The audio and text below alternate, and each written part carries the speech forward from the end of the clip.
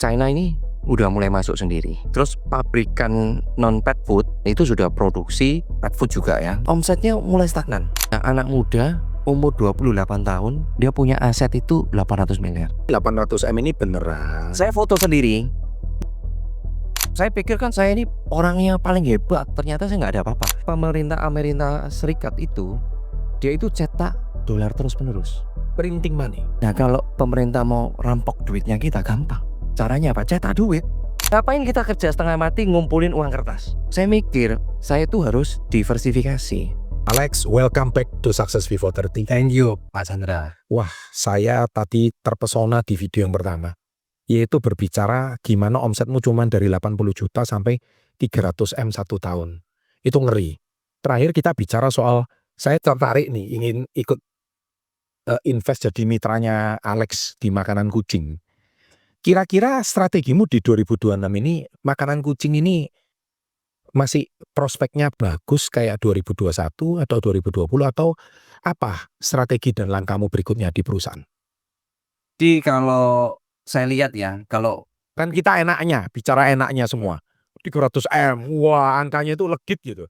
Tapi sebetulnya berdarah-darahnya gimana? Pasti dong. Jadi kalau overall secara industri itu masih bertumbuh. Tapi mulai kompetitif. Karena satu ya, China ini udah mulai masuk sendiri. Terus pabrikan non-pet food, dulu yang pakan ayam, pakan ikan, itu sudah produksi pet food juga ya. Jadi terlalu banyak brand.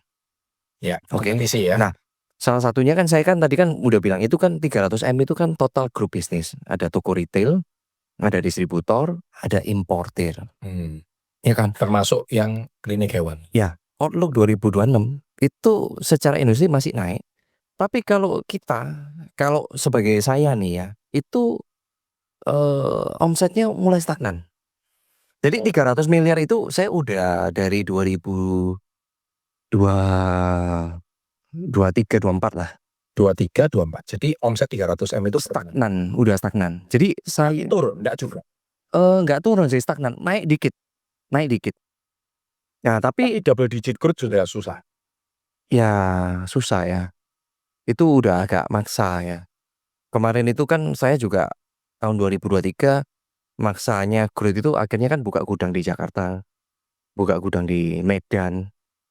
Jadi saya rasa untuk naik lagi itu agak berat. Makanya kalau dulu kan saya ini kan orangnya kan ada profit saya masukkan kembali ke perusahaan. Betul. Nah, ini sekarang uangnya udah mulai muntah nih. Oh. Karena kan mungkin di saya ya mentok gitu kan. Ya Anda mas chip in lagi. Ya percuma nggak produktif gitu kan. Nah, saya itu nggak punya investasi, Mas Chandra. Selama ini saya nggak punya investasi. Berarti semua keuntungan bisnis dimasukkan ke bisnis. Bisnis. Ya. Serius nih. Beli properti pun itu properti untuk bisnis, untuk toko. Oh, Gitu kan. Saya nggak bukan sewa ya? bukan sewa. Nah, saya nggak punya emas, saham, kripto, saya nggak punya Emas, saham, kripto nggak ada. dulunya. Ya makanya dari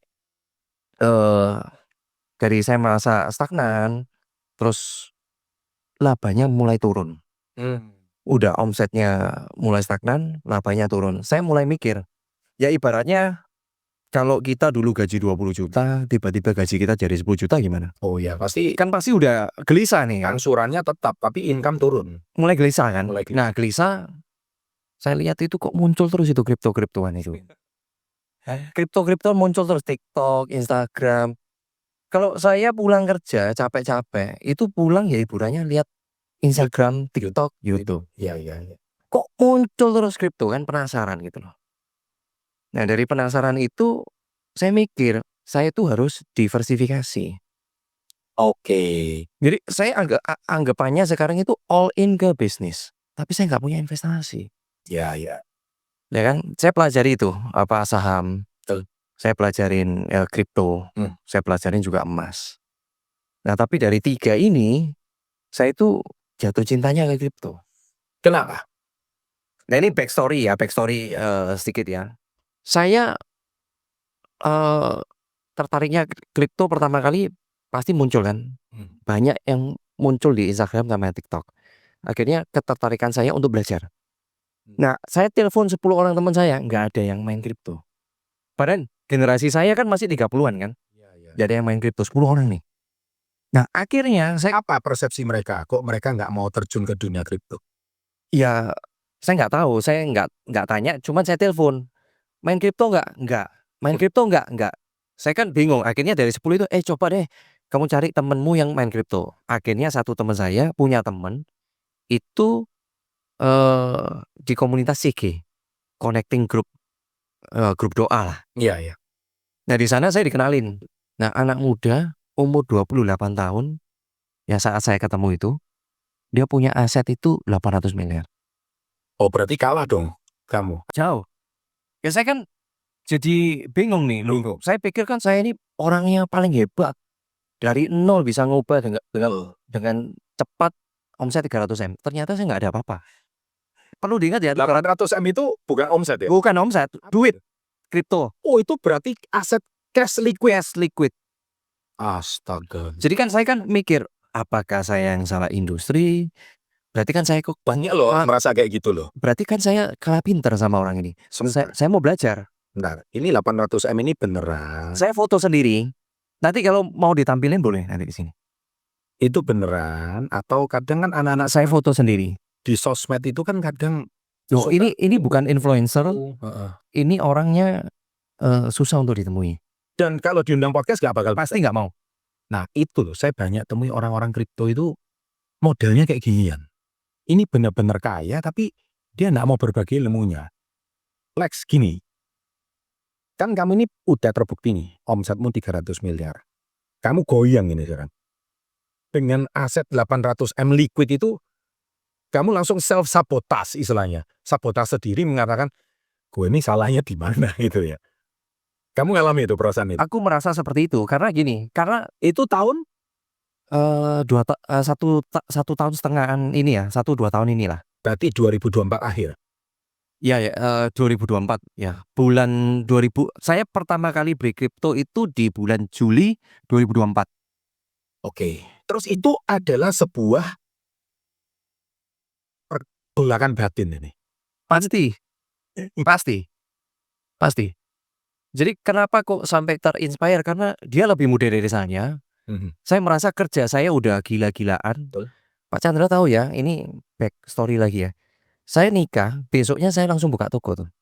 Sampai keluarganya istri saya bilang, "Oh, suamimu gila ini." Gitu. Padahal kita selesai pesta itu jam 2 subuh, berbersih, hitung angpau, tidur, jam 8 pagi buka toko. Oh, lagi. gila, istimewa. Jadi nggak ada honeymoon ya? Nggak ada honeymoon. Honeymoonnya di toko. Gila ini luar biasa. Saya udah kerjanya sekeras itu, keliling seluruh Indonesia jadi sales dan lain-lain. Waktu saya curahkan, saya kalah kaya sama anak istri. Terus gimana? Oke, wajar kalau terjadi pergolakan batin itu. Itu namanya self war itu, perang batin. Oke. Terus lanjut. Menarik ini. Nah, saya saat itu diajarin karena pemula, saya diajarin di local exchange. Nah, saya nggak sebut karena kan ya nggak disponsori lah. Oke. Iya. Local exchange, saya diajarin, saya beli pertama kali kripto di bulan Juli tahun 2024, ada historinya. Nah, kalau nggak salah kripto saat itu rupiah itu sekitar 700 jutaan, 700-800 juta. Pertama kali saya beli Itu kripto. token ya? Bitcoin. Oh, Bitcoin. Kripto ya. Anda tadi nggak sebut Bitcoin, Anda sebutnya kripto. Waktu itu Bitcoin harga 700 juta. 700 jutaan. Anda beli waktu itu? Beli karena anak ini. Nah, kenapa kok saya jatuh cintanya sama kripto? Karena sebenarnya saya ini lebih tua. Mentor-mentor saya ada yang lebih tua. Sekarang saya berubah semua. Saya lebih inspire sama dia. Oke. Uangnya banyak, asetnya sebenarnya triliunan. Itu di salah satu exchange saja Bitcoinnya ada 396. Saya ada fotonya. Ya kan? Nanti saya tunjukin ke Pak Chandra. Per duit saat itu 396 kali 700 juta udah berapa? Ya. Apalagi sekarang Bitcoin udah 1,5 M. Yes. Nah, jadi konsep hidupnya itu aneh. Oh ya, anehnya gimana? Coba diceritain. Ini yang saya juga agak bingung ini sama anak-anak kripto ini. Untuk kayak gini. Dia nggak punya rumah, rumahnya ngontrak, Punya rumah. nggak punya rumah. Lo kan aneh, duitnya ratusan M kok nggak punya rumah itu gimana sih? Nah, ya mungkin karena dia mainnya kan di exchange luar, SPT-nya nggak beres dan lain-lain, nggak bisa beli properti. Mungkin ya, saya nggak tahu ya. Terus yang kedua, saya tanya, kenapa kok nggak beli rumah? Dia bilang, saya mau jadi manusia yang bebas. Saya mau jadi manusia yang bebas. Ya, sekarang uang saya di blockchain. Oke. Saya butuh duit, ya cairin kecil-kecilan saja. Untuk kebutuhan saya. Kebutuhan sehari-hari. Loh, tapi lain kali kalau dia punya anak, anaknya itu Ini belum nikah, ini belum nikah ini. Nah, ini. Karena anak muda ini cara pikirnya agak aneh nih. Nah, dan dia bilang gini, aku sekarang mau ke Dubai 3 bulan, aku mau ke Korea 3 bulan bebas. Aku mau jadi orang yang bebas. Jadi kayak kamu ya, kamu punya bisnis. Memang kamu ragamu bisa kemana-mana, tapi pikiranmu pikirin usaha kamu. Setuju. Orang konglomerat itu ya, Hmm. Pak Chandra kalau cek, itu dia masih kerja loh. Betul. Dia tiap hari masih ngantor. Nggak enjoy the life. Tapi enjoy-nya dia ke kantor. Beda sama orang kripto ini. Nah, enjoy-nya dia gimana lifestyle-nya? Ya, dia Asal ada laptop gitu, dia udah. ya sudah. Kesenangannya dia memang di depan layar, dia melakukan transaksi di blockchain. Makanya saya heran. Orang-orang yang benar-benar kaya dari kripto ini, gimana ya? Duitnya banyak, tapi kok. Kalau saya loh ya, saya punya uang 800 M, seperti yang tadi Alex ngomong. Ya saya carikan 80 M kek. Saya beli mobil yang lebih baik kek. Saya beli rumah yang lebih baik kek. Kalau itu saya. Nah, kenapa kok dia nggak lakukan? Karena pemikirannya dia itu akan mengikat dia di suatu tempat. Jadi misalnya nih, kita punya rumah di Surabaya, berarti kan kita terikat di Surabaya. Apakah mau di setiap kota kita beli properti? Kalau saya sekarang kan punya properti lebih dari satu kan, sekarang kan. Itu kalau asetnya nggak produktif itu jadi apa properti singkat? Bayar PBB-nya, terus kalau asetnya kosong, nggak produktif juga rusak-rusak. Beberapa teman-teman saya yang pengusaha yang punya aset banyak, apalagi yang Gen X ya, Gen X, seusia saya lah. itu propertinya yang sudah banyak, dia merasa itu jadi kayak budak gitu. Diperbudak oleh properti. Sama properti. Kok bisa diperbudak? Dibersihkan. Oh, I see. Itu kalau Robert Kiyosaki bilang itu liabilities. Beda kalau dia cuma punya tanah gitu ya. Kalau dia punya building, punya ruko, kalau nggak tersewa ya memang jadi liabilities. Setuju saya. Yes. Ya, kondisinya sekarang ekonominya seperti itu kan. Banyak properti yang mangkrak. Nah, oke. Setelah Alex tadi dengar statementnya dia kayak gitu, itu Alex jadi tertarik. Tertarik. Kenapa Anda tertarik? Karena saya di bisnis sudah 10 tahun, tapi kalau ngomong kerjanya 14 tahun. Karena 14 tahun. sebelum buka toko saya jual beli anjing. Jual beli anjing, makanya ada cari makanannya gitu ya. Ya, terus jenuh akhirnya di bisnis itu kita itu kadang merasa burnout, capek gitu. Ya, Kayak berlari maraton nggak pernah selesai, nggak pernah sampai ke garis finish. Jadi capek gitu loh. Kadang saya juga ngeliat istri saya, aduh, karyawan udah pulang, dia masih di rumah, masih laptopan, baca data, finance-nya kan di dia, approval-nya gini, ya memang begitu. Ya gimana? Dan itu Anda tidak enjoy. Nggak enjoy. Atau bisa keluar kata tidak enjoy setelah Anda ketemu orang ini. Setelah ketemu orang ini. Tapi sebelum ketemunya enjoy atau terpaksa? Terpaksa. Kalau saya kan orangnya pengen bebas. Kayak tadi Pak Chandra, saya kan mau keluar dari belenggu jaga toko itu kan nonton video. kontennya Pak Chandra. Financial freedom. Tapi kalau istri saya nggak apa-apa, fine-fine aja, dia kerja gitu. Ya karena dia enjoy. Karena dia enjoy. Kalau saya nggak. Anda orang luar, orang lapangan. Nah, saya nggak kuat. Di suatu tempat yang lama saya nggak kuat. Oke, ini disclaimer dulu. Pengertian financial freedom itu diperjelas. Kalau financial freedom yang kita tahu itu adalah biaya hidup kita di cover oleh passive income kita. Ya, dan kata freedom itu kan artinya kita tidak terikat oleh apapun. Betul ya? Nah, kayaknya kalau memang anak muda, sudut pandang anak muda masuk akal. Ya, karena dia belum punya ikatan apapun. Apalagi anak zaman sekarang ini lebih banyak free thinker ya. Ya, artinya dia juga tidak mau diikat oleh sebuah kota, sebuah provinsi. Nah, karena saya orang YouTube, saya tahu. Orang YouTube itu sejak 15 tahun yang lalu saya nonton PewDiePie itu, Dia 3 bulan di Jepang, 3 bulan nanti di Swedia, tahun depannya pindah kemana gitu. Ini manusia memang nggak ngerti saya nih. Tapi Saya saya juga bilang, sama gitu. oke itu betul-betul Anda bisa keliling dunia freedom nggak usah pusing. Dan Anda Sama diversifikasi lah aset kan. oke Karena masa di bisnis semua kita nggak punya investasi. Oke, gini Lex, sekarang setelah Anda tadi ngomong kayak gitu saya tertarik. Saya ini orang usia 40 ke atas nih. Sekarang ini ya, saya udah punya bisnis. Saya udah bekerja sekian lama. Dan 40 tahun ya, at least saya udah bekerja 15 tahun. Saya udah ngumpulin sekian duit. Menurut Alex, kenapa kok nggak emas? Kenapa kok nggak properti? Kenapa kok pilihnya Bitcoin? Oke, jadi gini, kalau saya bandingkan ya, kalau emas itu kita harus simpen, ya atau repot, kan ada bentuk fisiknya. Ada fisiknya. Oke, repot. Menurut saya repot ya. Nah, terus yang kedua, kalau saham, saya begitu dijelasin itu saya kurang suka karena saham itu ada jam buka, jam tutup. Saya Oke. ini orangnya ini nggak bisa diem, saya. Jadi saya sukanya yang 24 jam. Nah, saham nggak bisa 24 jam. Nah, makanya saya pilih di kripto. Satu, dia bisa 24 jam, terus dia ada utilitasnya. Kemarin kan kita ke Taiwan bareng tuh, ketemu di Taiwan kan, Chandra. Kita bisa bayar makanan atau tarik duit itu dari kripto. Luar biasa. Jadi kripto ini bisa dipakai sebagai alat transaksi di luar negeri ya. Cuman orang seusia saya ini masih skeptis.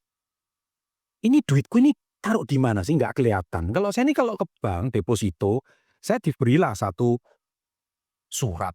Ini Bapak deposito sekian di bank ini. Bapak beli reksadana sekian di bank ini. Bapak beli obligasi retail FR di bank ini.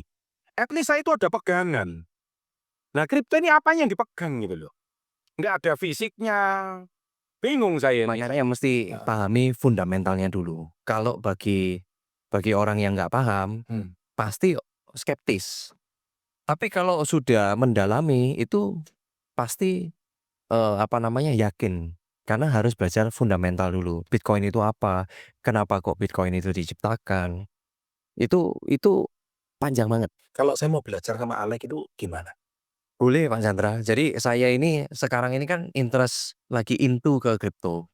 Jadi saya ada bangun komunitas. Oke. Nama komunitasnya Crypto Whale X. Crypto Whale X. Jadi sebenarnya saya buat komunitas itu awalnya karena teman-teman pengusaha saya itu kan bingung. Uangnya ada yang muntah. Ya. Terus ada yang, aduh uangku nganggur segini mau tak buat bisnis apa ya. Betul.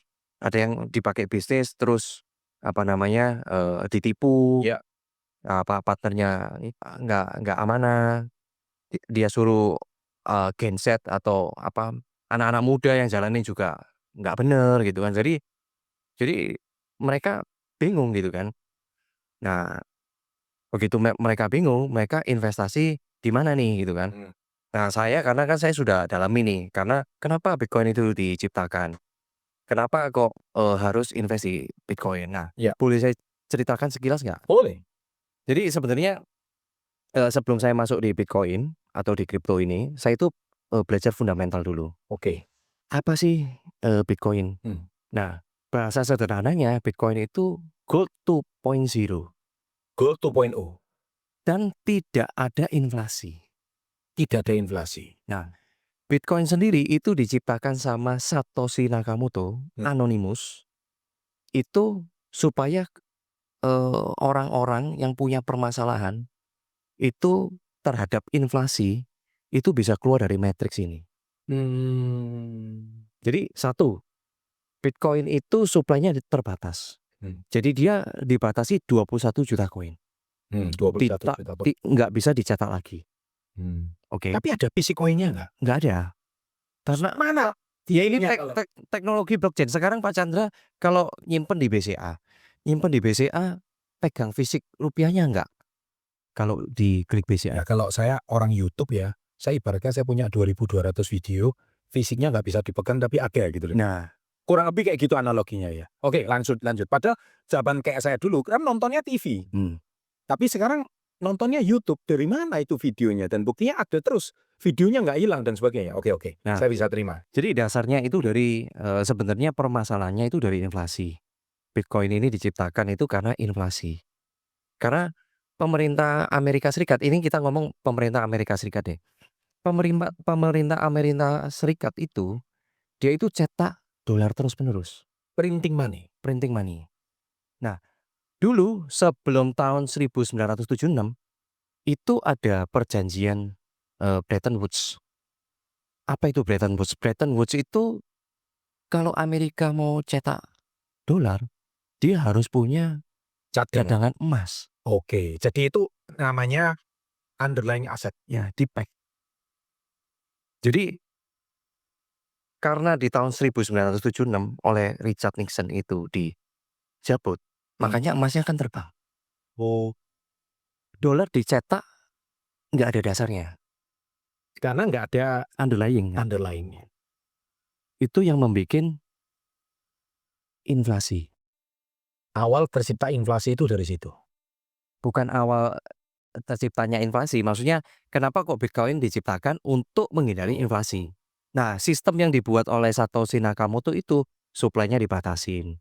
Jadi emas itu sebenarnya ada inflasinya juga. Kenapa? Karena menurut Michael Saylor sama Jack Mallers, itu kalau emas yang ada di dunia itu dikasihkan ke kita semua.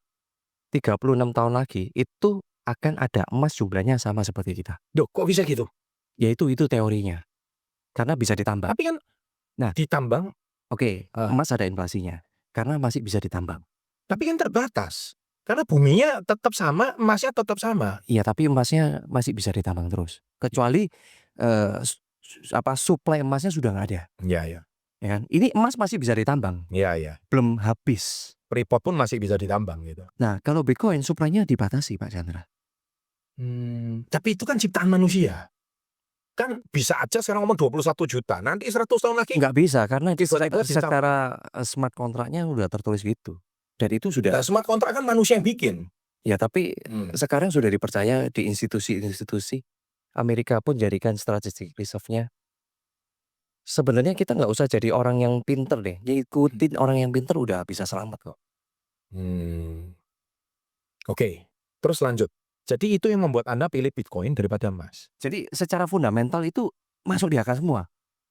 Terus yang kedua, Bitcoin itu ada ongkos produksinya.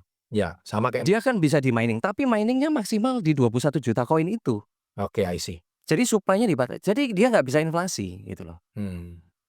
Ya kan? Oke. Jadi kalau kita mau mining Bitcoin, Bitcoin itu ada siklus halving 4 tahun sekali. Ya. Siklus halving terakhir itu 2024. Ya. Kemarin. Nanti akan halving lagi di 2028. 4 tahun sekali. Jadi apa yang terjadi saat halving? Ya. Ongkos produksi naik. Loh, kok bisa ongkos produksinya naik? Karena saat kita mining Bitcoin, kita kan perlu listrik, ongkos produksi. Iya, iya. Nah dulu hadiahnya 1, setelah halving jadi setengah, halving lagi 1/4, halving lagi 1/8, dan halving lagi 1/16 dan lain-lain. Dan itu fundamentalnya gitu loh. Jadi ongkos produksi naik, supply-nya terbatas. Makanya Bitcoin itu menghargai orang yang beli di awal-awal. Time valuable money. Oh.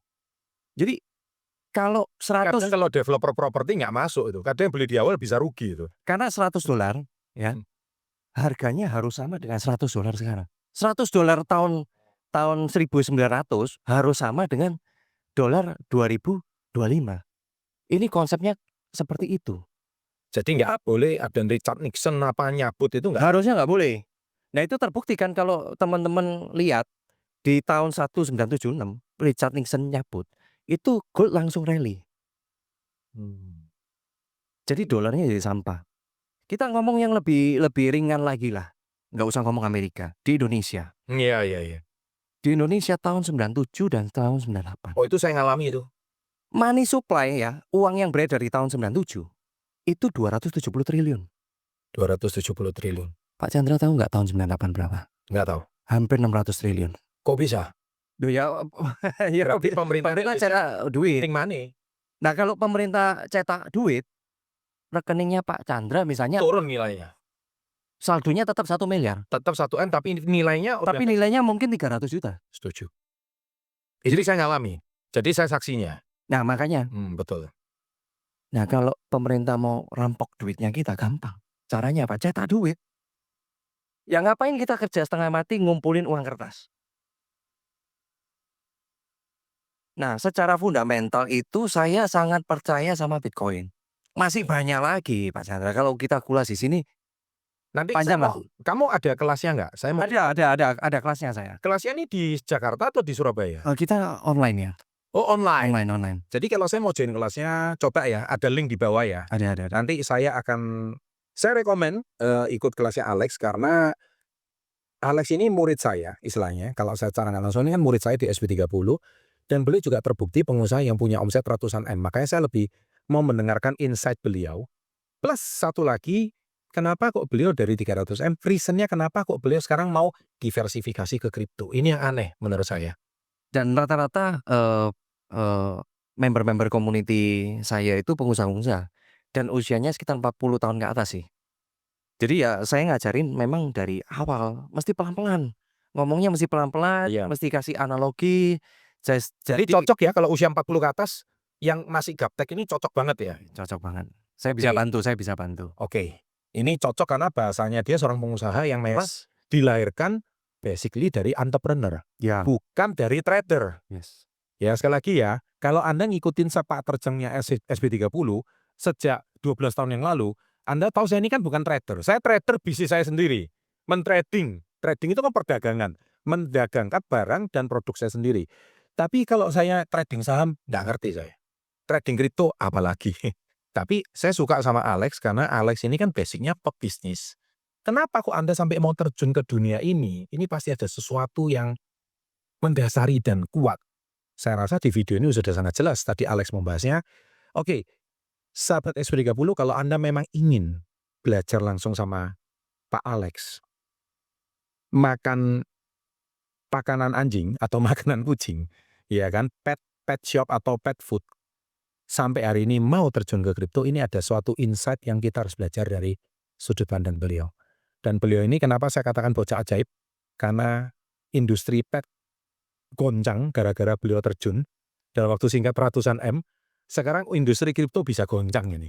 Gara-gara seorang Alex hari ini menggoncang kita dari cara berpikirnya. Anak usia 28 punya 800 M. Itu enggak masuk akal sih.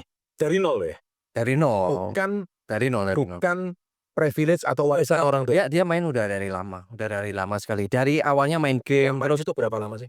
Saya lupa, cuman dia dulu main game terus transaksi untuk bayar game hadiahnya bisa ada Bitcoin, masih Bitcoin sebagai hadiah game dulu. Ini orang bisnis 3 generasi bisa belum tentu menang sama anak ini. Iya. Ini kalau 3 generasi, bapaknya pinter nih, kakeknya pinter, anaknya pinter ngelanjutin kayak sekarang Lim Shuliang dilanjutin sama Anthony Salim, itu kan jago pinternya tuh.